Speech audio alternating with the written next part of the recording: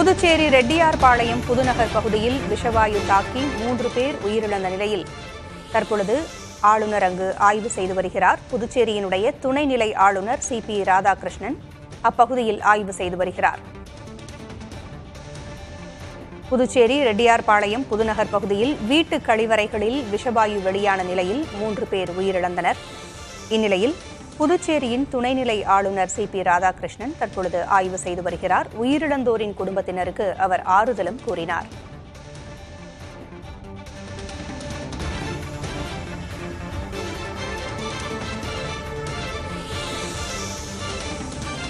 விவரங்களை வழங்க செய்தியாளர் ரஹ்மான் இணைந்திருக்கிறார். ரஹ்மான், துணைநிலை ஆளுநரின் ஆய்வு குறித்த விவரங்கள் என்ன?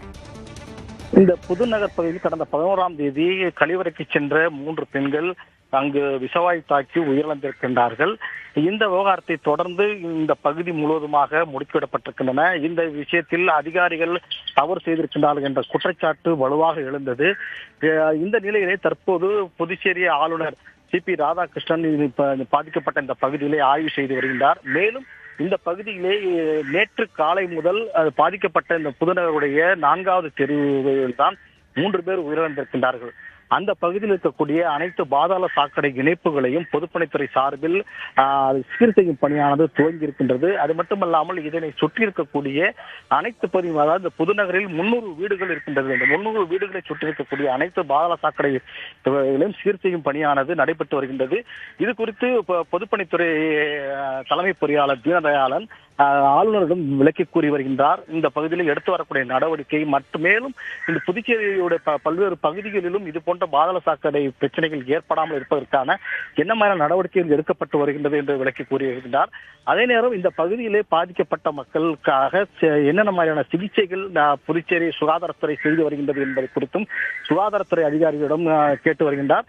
மேலும் இதில் நேற்று 6 பேருக்கு மயக்கம் ஏற்பட்டு மருத்துவமனையில் அனுமதிக்கப்பட்டார்கள். அவர்கள் தற்போது நலமுடன் வீடு திரும்பி இருக்கின்றார்கள். ஆகவே இந்த பகுதி முழுவதுமாக சுகாதாரத்துறை கண்காணிப்பில் இருப்பதாக தெரிவித்திருக்கின்றார்கள்.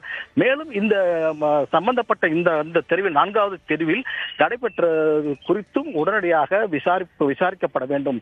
இது அவர்கள் வீடுகளில் இணைப்பு எடுத்தவர்களுடைய தவறா அல்லது அதை கண்காணிக்காத அதிகாரிகளுடைய தவறா என்பது குறித்து உரிய ஆய்வு நடத்தப்பட வேண்டும் என்ற உத்தரவையும் ஆளுநர் மாவட்ட ஆட்சியருக்கு பிறப்பித்திருக்கின்றார்.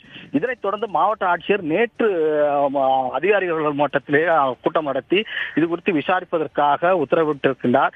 இந்த நிலையிலே தான் தற்போது ஆளுநர் இந்த ஆய்வை தொடங்கி இருக்கின்றார்கள். இந்த ஆய்வுக்கு பிறகு ஏற்கனவே புதுச்சேரி அரசு 2 குழுக்களை அமைத்திருக்கின்றது.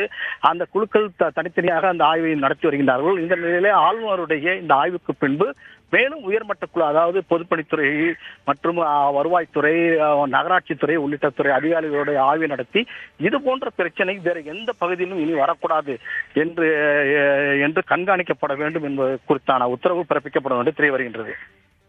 தகவல்களை வழங்கியமைக்கு நன்றி ரஹ்மான்.